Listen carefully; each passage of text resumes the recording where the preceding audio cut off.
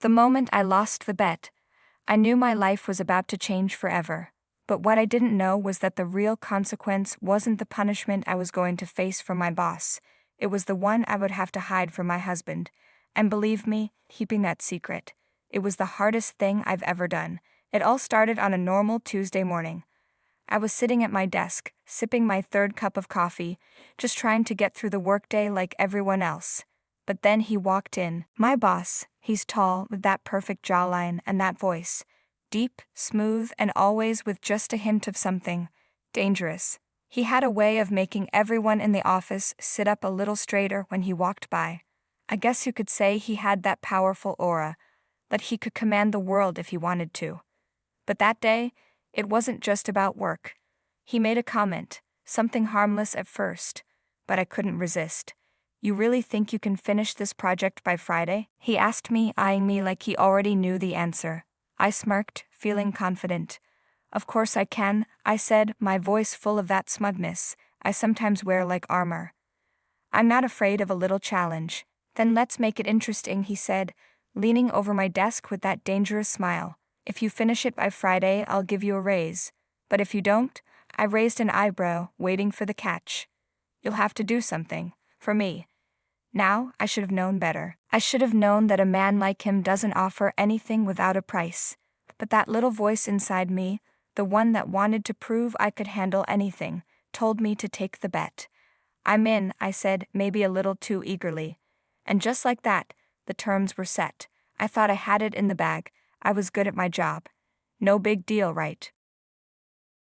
But I didn't finish on time, and when I walked into my boss's office to face the consequences, I never expected to be put in this position. You'll never guess what happened next. Friday came and went, and I didn't finish the project. I had made a stupid mistake, underestimating how much work was left, and I ended up missing the deadline by a few hours. When I walked into his office, I could feel the tension in the air, thick and suffocating.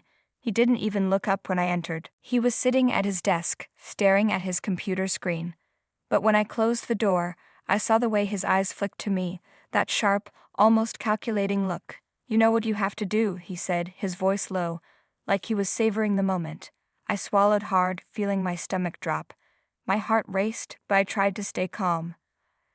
"I know," I said.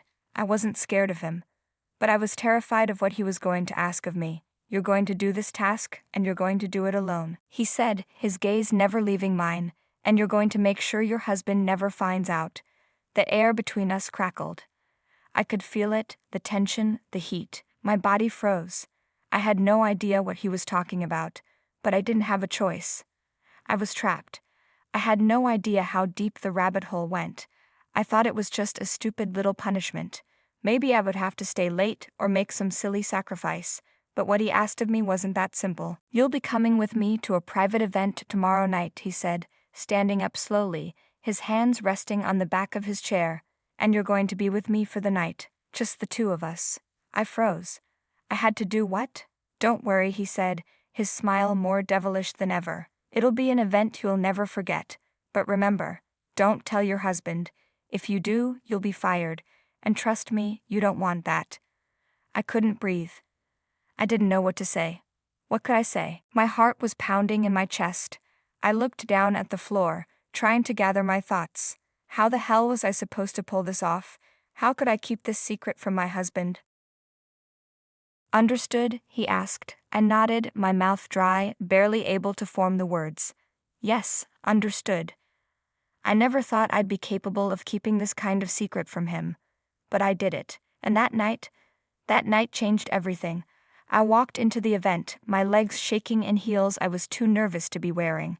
The room was filled with people I didn't recognize, but my boss, he was everywhere. In the corner, making deals, laughing, charming everyone around him. It was clear this was his world. And there I was, standing by his side. I felt that eyes on me. People knew something was going on, but no one dared to ask. The evening wore on.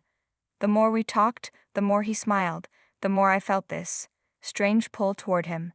Every time our eyes met, I could see something deeper or darker. I wasn't just here for work. I was here for something else entirely. He led me away from the crowd to a quieter part of the venue. We found a secluded little lounge. The air was thick with tension, the kind you can't cut through with a knife. "Let's make this night unforgettable," he said, his voice smooth as velvet, but sharp with intent. Before I could react, his hand was on my arm, pulling me closer. His lips brushed against my ear as he whispered something I didn't quite catch, but the energy between us was undeniable. I was on fire, and not in the way I had expected. I could feel my heart racing, my body betraying me, reacting to his touch in ways I couldn't understand. I wanted to pull away, but I couldn't. I should have pulled away, but I didn't. Something about his presence, the power he exuded, had me locked in place. And that's when I realized the depth of the trap I was in. I knew it was a mistake. I knew it. But what I did next, I couldn't take back. The choice I made that night, it would haunt me forever. Everything blurred. My senses were all over the place. His lips were on mine, hard, desperate, demanding. I shouldn't have kissed him back. I shouldn't have let it happen, but I did. And once I did, there was no going back. The night escalated quickly. We ended up in a hotel room. My heart was pounding in my chest, and my mind screamed for me to stop, to walk away. But I couldn't. I felt alive in a way I never had before. The passion, the power, the danger, it was intoxicating. And when he finally pulled away, his gaze never left mine. "Now you understand," he whispered, his voice a low growl. "This is what happens when you lose a bet." I didn't know how to respond. I was drowning in guilt, in desire, in something far more complicated than I had ever imagined. But what could I do? My husband had no idea. He couldn't know. And I was caught in a web of my own making. One kiss, one mistake, and now my entire life was upside down. The next morning, I woke up with a heavy heart. My boss, my dangerous boss, was gone. But the reality of what had happened didn't hit me until I got home. I looked at my husband. He was so oblivious, so trusting. He smiled at me, kissed me, and I felt sick to my stomach. How could I keep lying to him? Days passed, but nothing felt the same. Every time I looked at my husband, I could see the love in his eyes, and it made me sick. How could I do this to him? How could I betray him like that? He was my world, the man who had stood by my side for so many years. And here I was, keeping a secret so dark it felt like it was consuming me. It was a Saturday when the truth started to creep up on me. I had spent the day pretending everything was normal. My husband was planning a nice dinner for us, something romantic. He was even picking out wine, trying to surprise me with a meal I didn't deserve. But I wasn't present. My mind kept drifting back to him, my boss. The taste of his kiss. The way he looked at me like he could see into my soul. I tried to shake it off, but the more I thought about it, the harder it became to ignore. It was like I was living in two worlds, and the lines between them were beginning to blur. That evening, as I sat across the table from my husband, the guilt was unbearable. The smile he gave me as he set the plate down in front of me felt like a dagger to my chest. He had no idea, and maybe he never would, but I couldn't keep pretending, not anymore. I couldn't keep living this double life. But just when I thought I was ready to confess, something happened that changed everything. You won't believe the choice I made. It was later that night after dinner. I was washing the dishes, my hands trembling as I tried to scrub away the shame. That's when my phone buzzed on the counter. I picked it up, almost expecting it to be a work email, or maybe a message from one of my friends. But it wasn't. It was him, my boss. I felt my heart stop as I stared at the screen. His message was short, but it hit me like a slap in the face. "I'll see you tomorrow. Don't make me remind you again. Your husband can never know." That last line, "your husband can never know," echoed in my mind like a warning. It was clear that he wasn't done, and I knew, deep down, that he would never let me go. He was in control, and I had already crossed a line I couldn't uncross. I turned to my husband, who was sitting on the couch, scrolling through his phone. I could see the flicker of concern in his eyes when he noticed the tension in my face. "Everything okay?" he asked, his voice full of warmth and care. I smiled weakly, though I felt like I was about to break into 1,000 pieces. "Yeah, just tired," I said, trying to keep my voice steady. "Long day." But even as I said it, I knew I was lying, because what I was really afraid of wasn't how tired I was, it was how close I was to losing everything I loved. The next morning, my mind was in turmoil.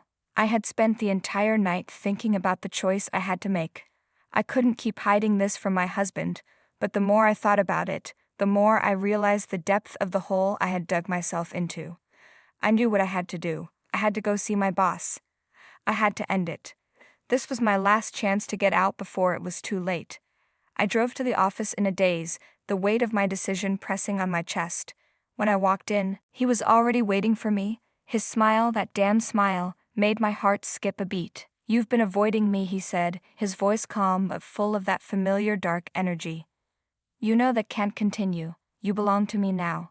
I took a deep breath, steeling myself for the hardest conversation I'd ever had.